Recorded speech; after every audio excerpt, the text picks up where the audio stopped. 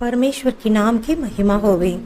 जकरिया 8वां अध्याय का 13वां वचन में हम देखते हैं, तुम आशीष के कारण होंगे, इसलिए तुम मत डरो और न तुम्हारे हाथ ढीले पड़ने पाए। ऐसा सेनाओं का यहोवा जकरिया के द्वारा हमें मजबूत करना चाहता है।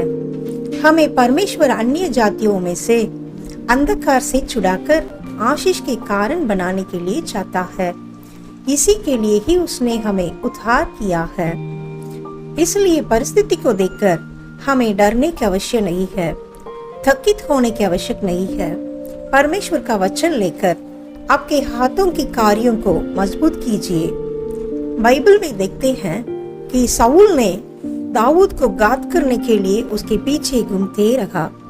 ये सुनकर डर के मारे दाऊद ने भागकर छिप गया।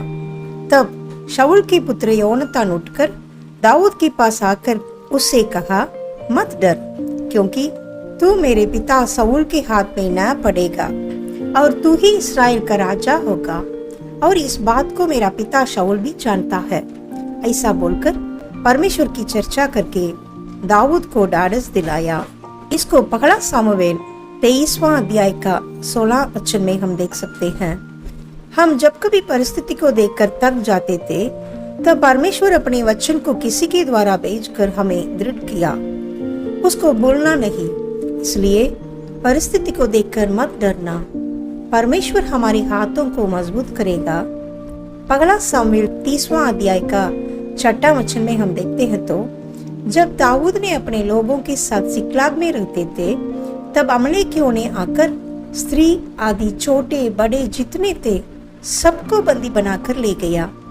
तब दाऊद और वे लोग जो उसके साथ थे चिल्लाकर इतना रोए कि फिर उनमें रोने की शक्ति न रही, और दाऊद बड़े संकट में पड़ा, क्योंकि लोग अपने बेटे बेटियों के कारण बहुत शोकित होकर दाऊद पर पथरवाह करने की चर्चा कर रहे थे।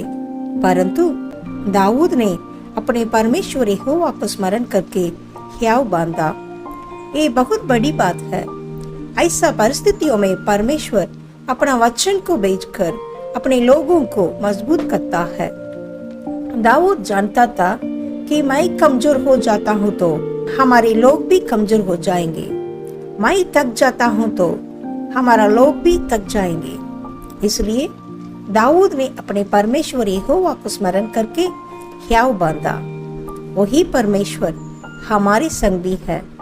परिस्थितियों को देखकर थक जाने के लिए नहीं, आशीष का कारण होने के लिए ही परमेश्वर हमें चुना है। अगर हम थक जाते हैं तो हमारा परिवार भी थक जाएगा। हम कमजोर हो जाएंगे तो हम पर उम्मीद रखने वाले भी कमजोर हो जाएंगे। इसलिए उस बातों के लिए जगह देना नहीं, मसीह में उनके वचन के द्वारा हम अपने को मजबूत रखना है। पगला इतिहास 14वां अध्याय का 2 वचन में हम देखते हैं, तो दाऊद को निश्चय हो गया कि यहोवा ने मुझे इस्राएल का राजा करके स्थिर किया, क्योंकि उसकी प्रजा इस्राएल के निमित्त उसका राज्य उत्पन्न बढ़ गया था।